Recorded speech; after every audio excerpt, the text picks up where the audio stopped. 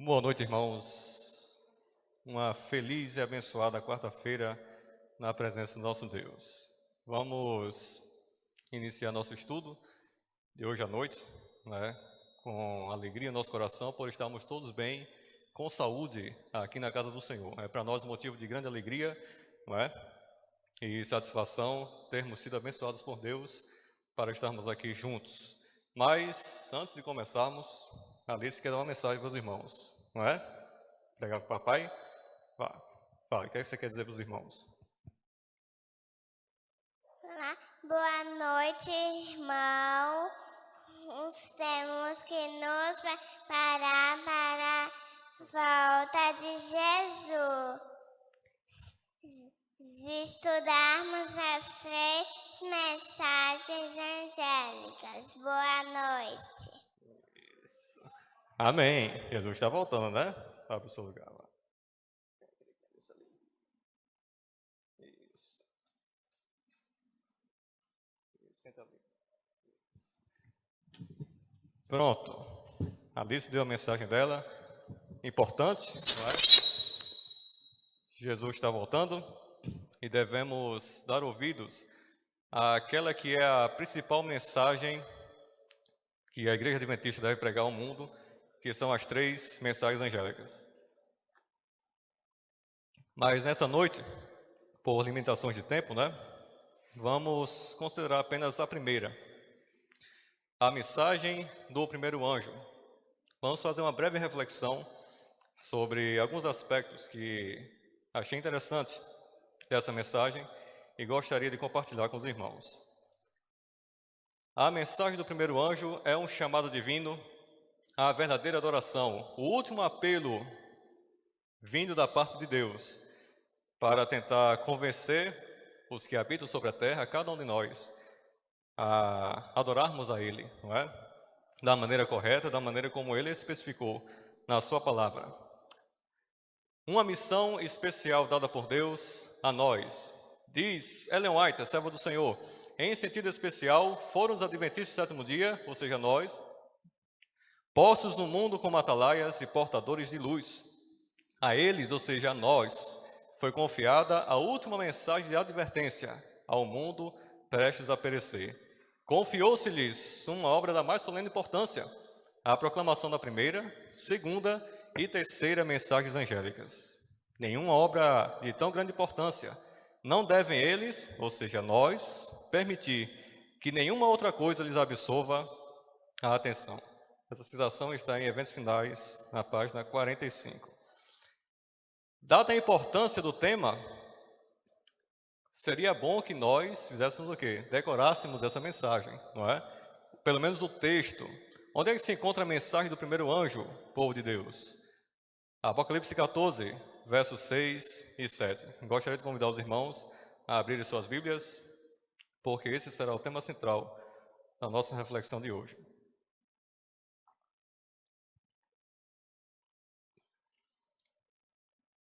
Apocalipse 14 e os versos 6 e 7. Diz o seguinte: vi outro anjo voando pelo meio do céu, tendo o evangelho eterno para pregar aos que se assentam sobre a terra, e a cada nação e tribo, e língua e povo, dizendo em grande voz: temei a Deus e dai-lhe glória. Por quê? Pois é chegada a hora do seu juízo, e adorai a quem? Aquele que fez o céu, e a terra, e o mar, e as fontes das águas. Então vamos considerar rapidamente aqui alguns símbolos proféticos, Nós sabemos que a mensagem do Apocalipse ela foi dada de maneira codificada, a forma de símbolos, e esses símbolos precisam ser interpretados. Quem é o anjo na profecia? Será que podemos esperar ver um anjo literal voando pelo meio do céu proclamando essa mensagem? Não. A linguagem é simbólica. E anjo, a palavra anjo, no grego agelos ou agelos, não sei como é que se pronuncia, mas enfim, significa literalmente mensageiro. Um anjo é um mensageiro. Um anjo de Deus é um mensageiro de Deus.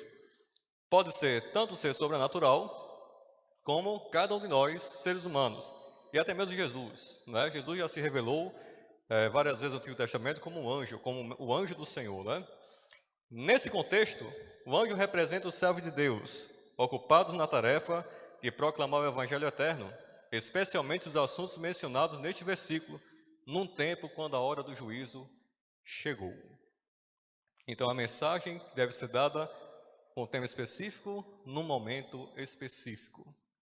Por outro lado, também é verdadeiro que anjos literais ajudam os homens na tarefa de proclamar o Evangelho, mas esta não é a ideia que predomina aqui, diz o comentário bíblico adventista. O Evangelho eterno, o que é o Evangelho eterno? É a revelação do plano da salvação.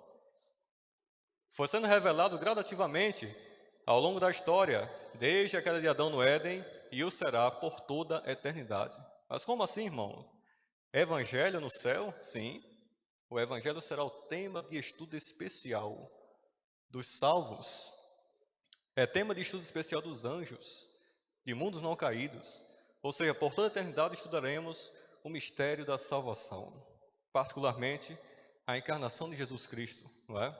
Que deixou o seu reino de glória para viver como um ser humano, sofredor, e morreu a morte terrível na cruz para nos salvar. Louvado seja Deus. O plano da salvação foi mais plenamente compreendido no contexto do grande conflito, uma verdade especialmente revelada no livro do Apocalipse.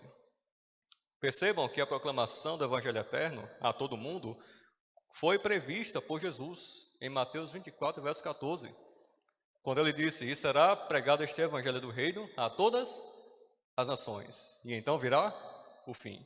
E então o primeiro anjo cumpre essa profecia de Jesus. Quem são os que se assentam sobre a terra? A mensagem tem um público específico, não é? Ela deve ser pregada aos que se assentam sobre a terra. Primeiramente, uma referência ao alcance mundial global da mensagem do Evangelho eterno.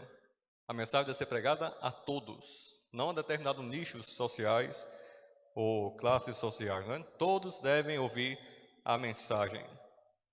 Por outro lado, em outras passagens do Apocalipse, isso é interessante, essa expressão utilizada para se referir aos inimigos de Deus e de seu povo, como, por exemplo, Apocalipse 6, verso 10,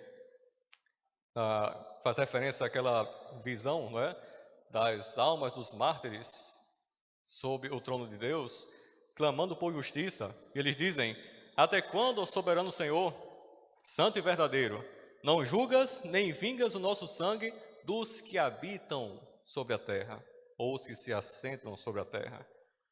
Apocalipse 11, verso 10, os que habitam sobre a terra se alegram por causa deles, ou seja, os mártires, não é? As duas testemunhas mártires.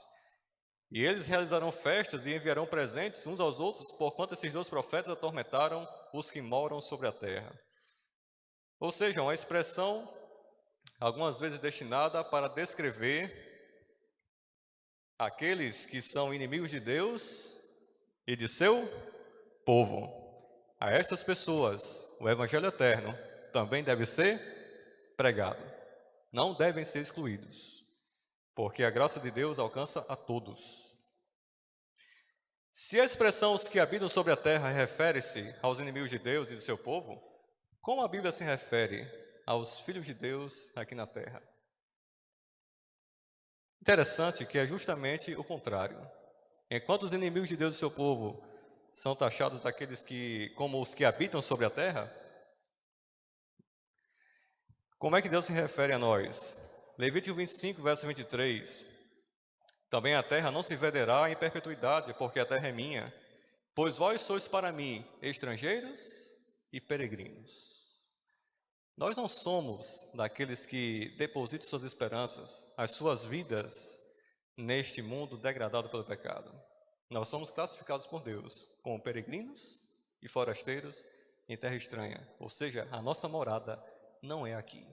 Estamos aqui de passagem. Em preparação, como a Alice falou, né, devemos nos preparar. Em preparação para quê? Para a volta de Jesus e as moradas celestiais. Provérbios 14, 11 faz um paradoxo interessante, não é? Entre os perversos e os retos ou os santos. Diz o seguinte: "A casa dos perversos será destruída, mas a tenda dos retos florescerá. Observe que para os perversos ele usa a palavra casa, uma habitação bem estabelecida, não é perene. Para os retos ele usa a palavra tenda. O que é uma tenda? Uma barraca, uma moradia provisória. Ou seja, os retos, os santos, os filhos de Deus, eles estão aqui e têm consciência de que estão de passagem. Hebreus 11, verso 13, todos estes morreram na fé, falando dos heróis da fé, não é? Sem ter obtido as promessas, vendo-as, porém de longe, saudando-as, e confessando que eram estrangeiros e peregrinos sobre a terra. E assim, cada um dos pais, dos heróis da fé, não é? Morreram na esperança de que um dia o Senhor voltaria e os levaria para o lar. E a mensagem diz: temei a Deus e dai-lhe glória. O que é temer a Deus? Temer a Deus não significa sentir medo de Deus, assim como Adão e Eva sentiram como consequência do seu pecado. Os irmãos sabem que após eles pecarem, ao ouvirem a voz de Deus, eles ficaram o quê? Com medo e se esconderam. Não é esse temor de Deus que fala aqui. Temer a Deus significa submissão, obediência a Deus, no contexto de um relacionamento amoroso com Ele. Ao Senhor teu Deus servirás, só a Ele amarás, e a Ele temerás. É o que diz Deuteronômio, capítulo 10, versos 12 ao 13. Por outro lado, a expressão as fontes das águas, que faz alusão ao juízo do dilúvio, lembra aos rebeldes que a ira do Senhor contra o pecado é algo extremamente terrível e temível. Temei a Deus e dá-lhe glória, porque é chegada a hora do seu juízo, a doutrina do juízo investigativo, doutrina fundamental em nossa igreja, a qual foi compreendida após o grande desapontamento em 1844, quando profeticamente iniciou-se a proclamação da mensagem do primeiro anjo, o início do juízo celestial, conforme revelado nos ritos do Santuário do Antigo Testamento e nas profecias de Daniel, particularmente Daniel 7:8, não é?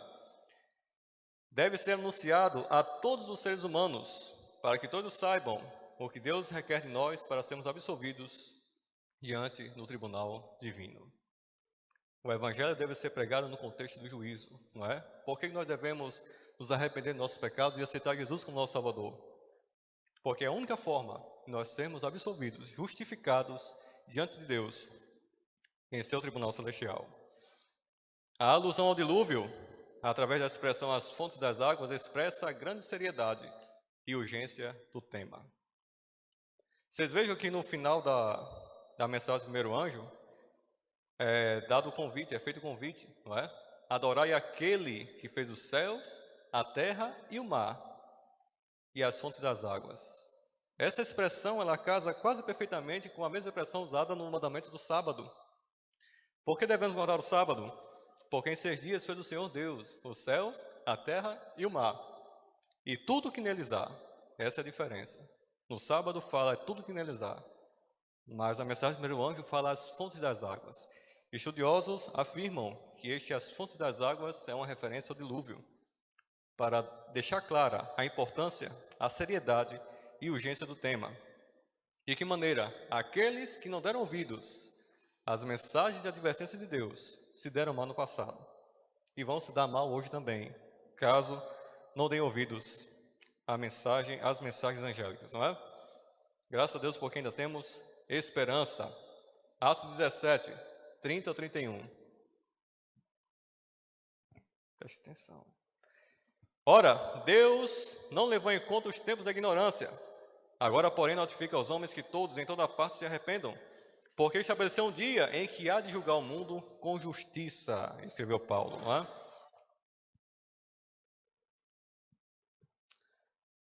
O convite à verdadeira adoração, como nós falamos, é feito no contexto do sábado. Adorai aquele que fez, adorai o Criador. O que fica claro no uso por parte do profeta da expressão aquele que fez o céu e a terra e o mar e as fontes das águas.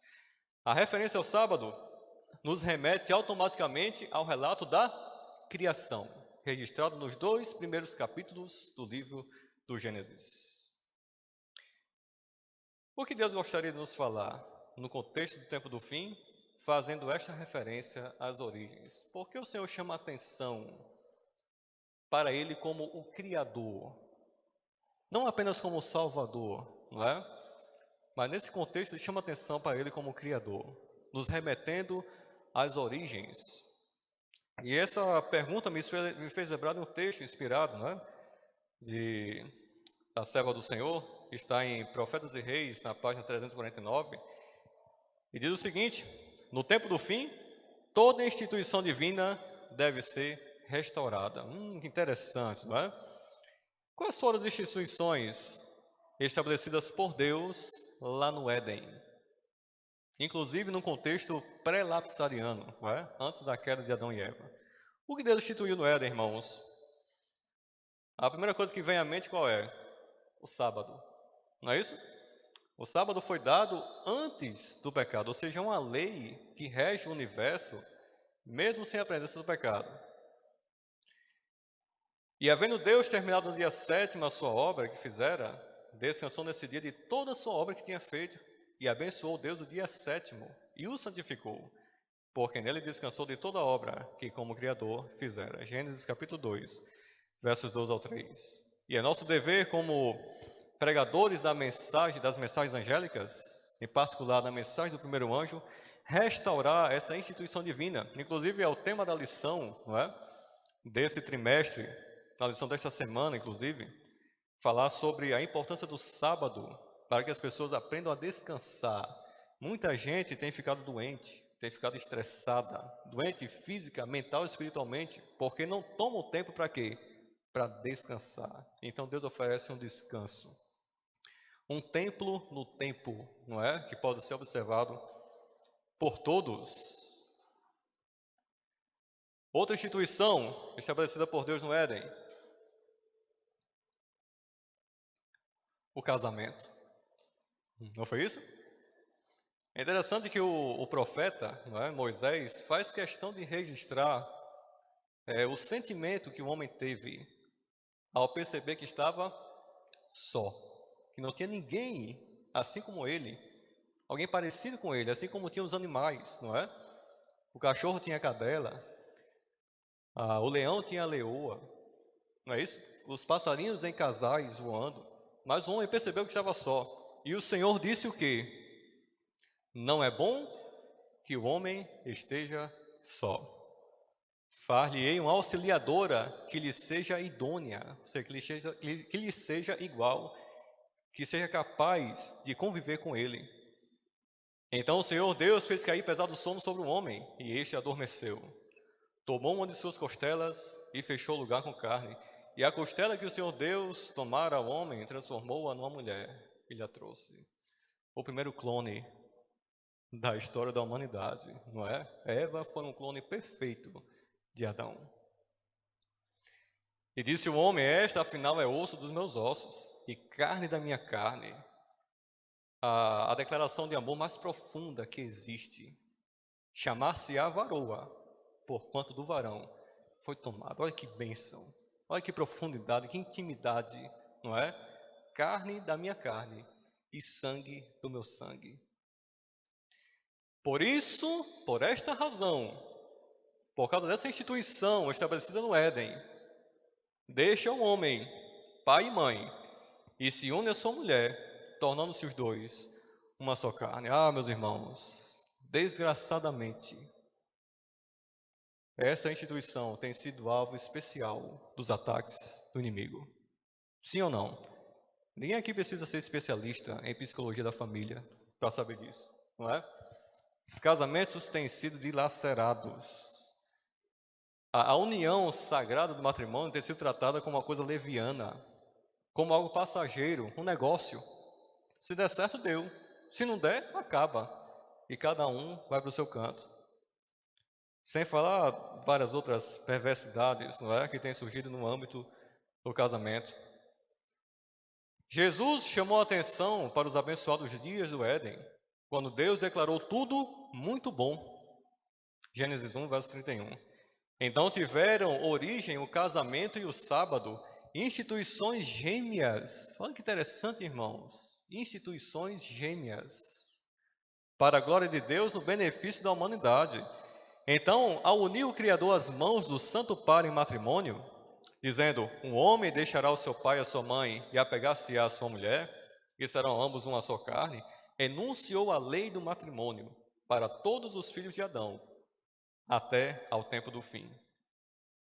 Aquele que o próprio Pai Eterno declarou bom, era a lei da mais elevada bênção e desenvolvimento para o homem. Mais uma vez, irmãos, como pregadores das 3 mensagens angélicas, em particular da primeira, devemos ser restauradores do matrimônio, restauradores da família, pregadores da importância do casamento heterossexual, monogâmico, indissolúvel. O casamento não deve ser tratado como algo leviano, como algo passageiro, como apenas um negócio, não é? Devemos vê-lo como uma instituição sagrada, que deve ser preservada pelo professo povo de Deus, por todo sempre. Certo, falamos do sábado, falamos do casamento. O que é que os irmãos lembram mais do Éden? Algo estabelecido especialmente por Deus no Éden. Princípios de estilo de vida saudável. Deus prescreveu a dieta humana no Éden, não foi isso? Gênesis 1, verso 29, e disse Deus ainda, eis que vos tenho dado todas as ervas que dão semente, e se acham na superfície de toda a terra, e todas as árvores em que há fruto que dê semente, isso vos será para mantimento. E além disso, o Senhor nos deu o quê? O ambiente para o qual nós somos criados. Já parou para pensar? Qual o melhor ambiente para nós morarmos, para nós estarmos? Gênesis capítulo 2, verso 8 diz o seguinte: e plantou o Senhor Deus um jardim no Éden, na direção do Oriente, e pôs nele um homem que havia formado. E disse ao homem o quê? Que ele cuidasse e guardasse o jardim. O ser mais exaltado, criado por Deus sobre a face da terra, mais inteligente, mais sábio, mais forte e belo, foi criado para ser jardineiro. Veja que interessante, irmãos. E Deus também é jardineiro. Aqui diz que Deus plantou um jardim. Deus plantou um jardim. Vocês imaginam a cena, irmãos? O próprio Criador dos céus e da terra, Criador de universos e constelações imensas, se ajoelhando na terra, plantando a semente e esperando ela crescer. Deus é jardineiro. E Adão também deveria ser, Adão e Eva. Deus está procurando levar-nos de volta, passo a passo, ao seu desígnio original, que o homem subsista com os produtos naturais da terra. A mensagem de saúde, tão firmemente ligada à nossa igreja, a identidade adventista, é uma bênção maravilhosa, irmãos. Eu sou imensamente grato a Deus, porque Deus me revelou esses princípios de saúde, porque eu sei que o meu Deus é um Deus que deseja o nosso bem, que deseja a nossa saúde, a nossa disposição. Eu vim para que tenham vida, foi o texto da lição da semana passada, e a tenham como? De maneira depressiva, de maneira diminuída, e a tenham em abundância. E faz parte dessa abundância viver os princípios de saúde. A ciência hoje largamente apoia, não é? Dá suporte para esse ponto de vista, de que só existe saúde se você vive princípios de estilo de vida saudável. Ar puro, luz solar, temperança, repouso, exercício, nutrição adequada, uso de água e confiança no poder divino. Eis os verdadeiros remédios. Irmãos, é interessante como, quando uma mensagem é verdadeira, quanto mais o tempo passa, mais fica claro que o que Deus nos revelou, especialmente para o nosso tempo, é verdade. A importância dos 8 remédios naturais na prevenção e cura das doenças ficou bastante clara na pandemia pela qual estamos passando. Por exemplo, irmãos, podemos citar a importância da vitamina D. Onde é que nós encontramos a vitamina D naturalmente? Se você quiser ter vitamina D, você tem que fazer o quê? Expor-se à incidência direta dos raios solares, simples assim. Luz solar é um dos 8 remédios naturais. Eu achei um artigo interessante, diz o seguinte: resumidamente, quando o indivíduo apresenta baixos níveis de vitamina D, notamos um aumento no nível de moléculas que causam inflamação no organismo. São as chamadas citocinas, cujo excesso está associado a danos nos pulmões e ao agravamento do quadro de Covid-19, provocando insuficiência respiratória e até mesmo óbito. A principal causa de morte por infecção pelo coronavírus tem sido a síndrome da deficiência respiratória grave, decorrente da liberação de citocinas inflamatórias em grande quantidade, o que os especialistas chamam de a tempestade de citocinas. É por esse motivo que a vitamina D tem sido tão investigada nos últimos meses. De fato, um estudo da uma universidade norte-americana, constatou que pessoas com deficiência desse pró-hormônio, vitamina D, tendem a ter sintomas graves da infecção. Uma atitude simples pode significar a diferença entre a morte e a vida. E nós, adventistas do sétimo dia, podemos nos orgulhar, com humildade, espiritualmente, de que nós já sabíamos disso. A gente já sabia disso, que a prática dos princípios corretos do estilo de vida não é que vá impedir que você fique doente, não. A promessa não é essa. A promessa é a proteção especial de Deus. E ainda que você pegue essa doença, você vai ter mais condições de resistir a ela. Uma atitude simples, irmãos. Expor-se à incidência direta dos raios solares. Remédio natural. Contato com a natureza. É por isso que nós entendemos, quando a serva do Senhor escreve: insisto com o nosso povo para tornar o trabalho de sua vida procurar a espiritualidade. Cristo está à porta. Por este motivo é que digo ao nosso povo: não considereis uma privação seres convidados a abandonar cidades e mudar-vos para as zonas rurais. Obviamente, com todo o planejamento, com todo o cuidado, sem sensacionalismo, sem nenhuma loucura. Nas zonas rurais, contato com a natureza, ricas bênçãos aguardam os que delas se quiserem apoderar. Contemplando as cenas da natureza, as obras do Criador. Lembre da conexão com a mensagem do primeiro anjo, Deus nos chama a atenção para as origens, para nós considerarmos aquilo que Ele fez, aquilo que Ele instituiu, e que deve ser restaurado para nosso próprio bem e felicidade. Contemplando as cenas da natureza, as obras do Criador, estudando as obras das mãos de Deus, imperceptivelmente sereis transformados à mesma imagem.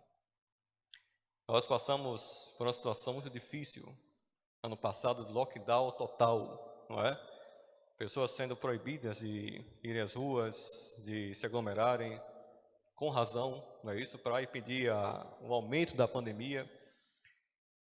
Mas aqueles que estavam no campo, ou que tinham um ambiente natural, uma praia, um sítio, enfim, contato com a natureza, puderam sentir a importância de você ter um local, um refúgio, em meio às obras da criação, para que sua mente descanse, para que você se sinta livre e possa ter mais condições de fazer frente a esses problemas que nós estamos enfrentando. Então, os irmãos vejam que as instituições estabelecidas por Deus no Éden são bênçãos maravilhosas que Deus reservou para nós e que Deus requer de nós, como pregadores da primeira mensagem angélica, que nós possamos trabalhar para restaurá-las, para falar aos irmãos, às pessoas, aos que habitam sobre a terra, que vale a pena considerar e vale a pena dar ouvidos e viver essa mensagem maravilhosa que o Senhor Deus nos revelou.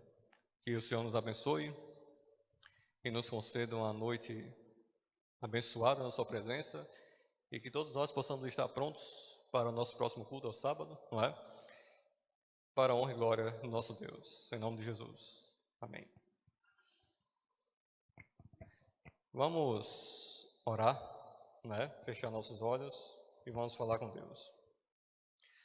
Senhor nosso Deus, muito obrigado, porque o Senhor nos ama E esse amor fica claro, Senhor, claramente revelado nas mensagens específicas que o Senhor deu para cada um de nós fazermos parte do teu povo.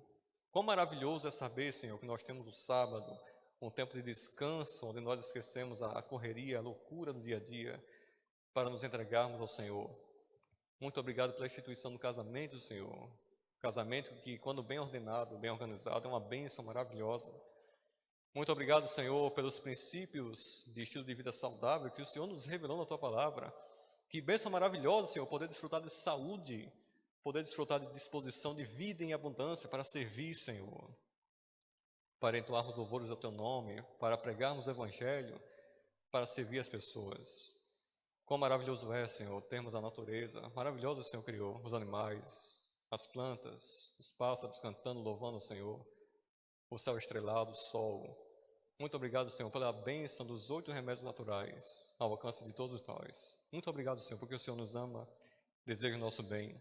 E te rogamos uma bênção especial sobre o teu povo que está aqui reunido na igreja, sobre o teu povo que está nos assistindo pela internet. Que o Senhor nos continue nos abençoando, continue dando condições a cada um de nós, Senhor, de vivermos essa mensagem maravilhosa do primeiro anjo e proclamá-la a todos aqueles que estão ao nosso redor. Prepara-nos ao Senhor para Canaã celestial. Prepara-nos para a volta de Jesus. Guia nossos passos de segurança. Suplicamos em nome de Jesus. Amém.